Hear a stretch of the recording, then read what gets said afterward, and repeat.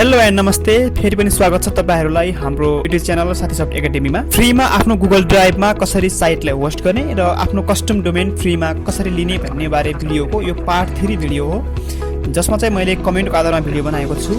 आजको यस भिडियोमा मैले तपाईहरुलाई के भन्दैछु भने, जस्तो freenom.com मा गएर हामीले कस्टम डोमेन लिने गर्थ्यौं, त्यो कस्टम डोमेन लिँदाखेरि त्यहाँ प्रब्लम आउने गर्थ्यो। मैले तपाईहरुलाई भनेको थिएँ त्यो भिडियोमा नै, यदि तपाईहरुलाई प्रब्लम आयो भने कमेन्ट गर्नु, म तपाईहरुलाई भिडियो अपलोड गरिदिनेछु भनेर भनेको थिएँ। सो त्यसै आधारमा म आज तपाईहरुलाई त्यही प्रब्लमलाई कसरी सल्भ गरेर कस्टम डोमेन लिने बेलामा जुन प्रब्लम आउँछ त्यसलाई कसरी सल्भ गर्ने भन्ने बारेमा तपाईहरुलाई सिकाउनेछु। यो छोटो भिडियो हुनेछ र यसमा यो छोटो ट्रिक छ, यो ट्रिक तपाईले युज गरेर आफ्नो कस्टम डोमेन इजिली लिन सक्नुहुन्छ। Now let's play the intro.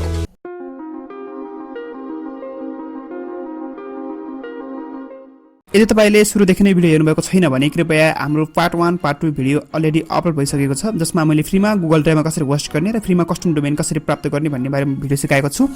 उक्त भिडियो मैले डिस्क्रिप्सनमा पनि दिनेछु, त्यहाँबाट पनि तपाईले जान सक्नुहुनेछ र माथि आई लिंकमा पनि मैले दिएको छु यो लिंक, त्यहाँ गएर कृपया पार्ट 1 र पार्ट 2 हेर्नु होला।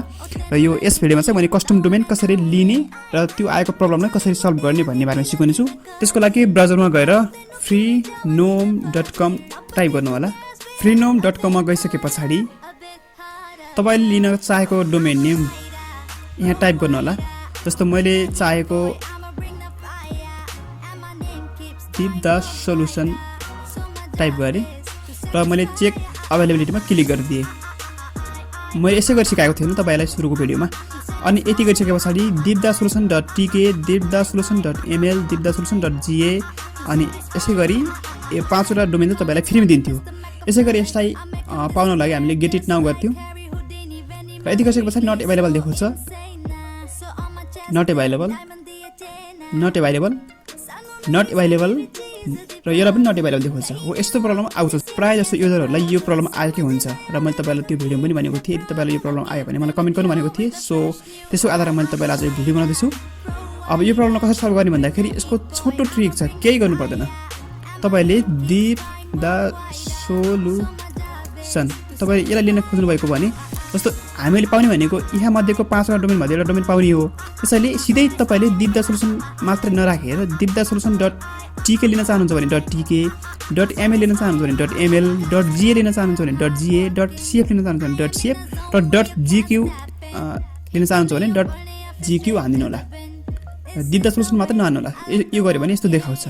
त्यसैले म deepthesolution.ml लिन चाहन्छु, .ml टाइप गरे र चेक अवेलेबिलिटीमा क्लिक गरिदिए। यति गरिसकेपछि यहाँ सिलेक्टेड भनिसक्यो। यसले सिलेक्टेड भनिसक्यो भने यहाँ चेक आउटमा क्लिक गर्नुस्। अब यति गरिसकेपछि यो कार्टमा एड भइसक्यो। कार्टमा एड भइसकेपछि यहाँ पिरियड देखाएको छ, यो 12 मन्थलाई फ्री हुन्छ। यो 12 मन्थ भन्दा बढी चाहिँ तपाईहरुले पैसा दिनुपर्ने हुन्छ। ल मैले 12 मन्थमै क्लिक गरिदिए। त्यसपछि कन्टिन्यूमा क्लिक गर्नुस्। कन्टिन्यूमा क्लिक गरिसकेपछि अब तपाईहरुलाई यसले सायद लगइन गर्न लागि सोध्छ। अहिले 00 USD हैन, किन यो फ्रीको हो, किनभने र यहाँ आइसकेपछि तपाईहरुले यदि तपाई अलरेडी नै रजिस्टर हुनुहुन्छ भने यहाँबाट तपाईहरु साइन इन गर्न सक्नुहुन्छ। यदि हुनुहुन्न, रजिस्टर हुनुहुन्न पहिलेदेखि नै भनेपछि चाहिँ तपाईहरु यता इमेल एड्रेस हाल्न सक्नुहुन्छ। म त पहिले नै रजिस्टर छु, तर पनि म अर्को नयाँ इमेल आइडी युज गरेर चाहिँ म यहाँबाट आउँछु।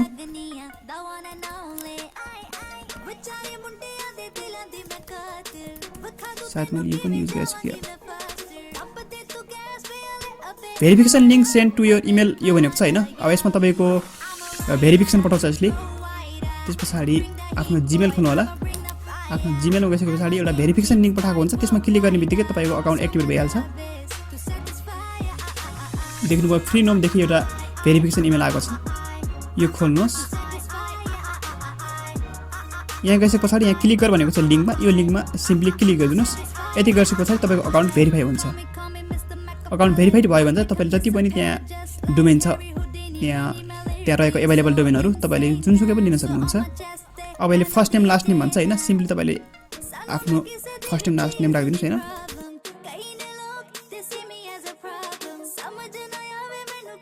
यति गरिसकेपछि I have read and agree भन्नेमा क्लिक चेक गरिदिएर कम्प्लिट अर्डर गर्नु होला। यति गरिसकेपछि तपाईको अर्डर नम्बर भन्छ, यो के गर्नु पर्दैन, simply click here to go your client area भन्छ। अब यति गरिसकेपछि तपाईको त्यो डोमेन आइसक्यो। अब तपाईँ सर्भिसेसमा गएर माई डोमेन्समा क्लिक गर्नुहोस्। यहाँ तपाईँले जुन त्यो diddasolution.ml भनेको थियो त्यो यहाँ एक्टिभेट भइसक्यो, हेर्नुहोस् यता देख्नुभयो। र यदि तपाईँलाई फेरि अरू डोमेन पनि चाहियो भने सर्भिसेसमा गएर फ्री रजिस्टर न्यू डोमेनमा क्लिक गरिदिनुहोस्।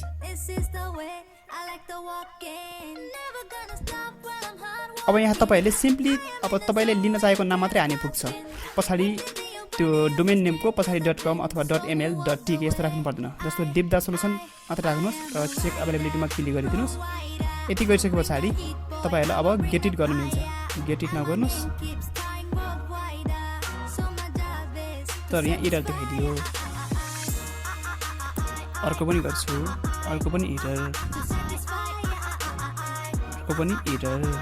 यो त सिम्पली किन भएको भने हाम्रो साइन इन भएको छैन है। मैले बाहिर बित्तिकै यो साइन इन हटिसक्यो, त्यसैले फेरि पनि साइन इन गर्नुपर्ने हुन्छ। त्यसको लागि साइन इनमा क्लिक गर्नुहोस्। अघि रजिस्टर गर्दाखेरिको इमेल एड्रेस यहाँ राखिदिनुहोस् र अघि आफूले चुज गरेको पासवर्ड यहाँ राखिदिनुहोस्। यति गरेर लगइनमा क्लिक गरिदिनुहोस्। अब सर्भिसेसमा गएर रजिस्टर न्यू डोमेनमा क्लिक गर्नुहोस्। रजिस्टर भइसक्यो भने चाहिँ तपाईँलाई इरर देखाउँदैन है गाइस। रजिस्टर भएको छैन भने इरर देखाउँछ।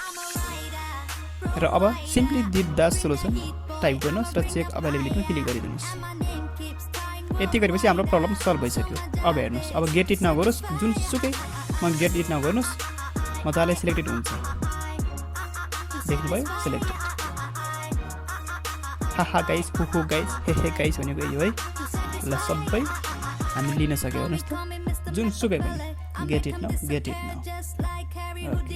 अब सबैलाई लिनु छ भने अब यसलाई अपग्रेड गर भन्छ। यो अपग्रेड मलाई चाहिएन, अपग्रेड किन गर्नु पऱ्यो मलाई होइन। त्यसैले चेक आउटमा क्लिक गर्नुहोस्। मैले सबैलाई 3 मन्थको गरिदिएँ, कन्टिन्यूमा क्लिक गरिदिएँ।